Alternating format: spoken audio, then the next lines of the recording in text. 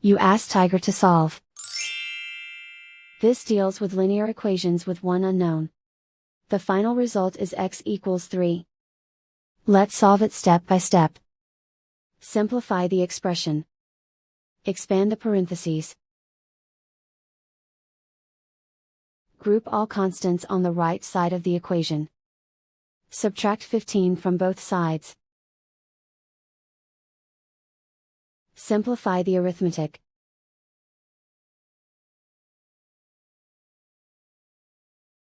Isolate the x.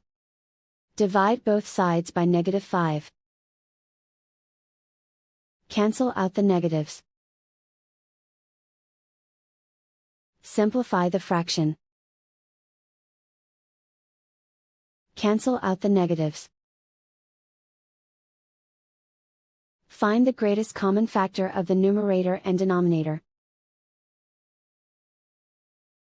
Factor out and cancel the greatest common factor. And so the final result is x equals 3.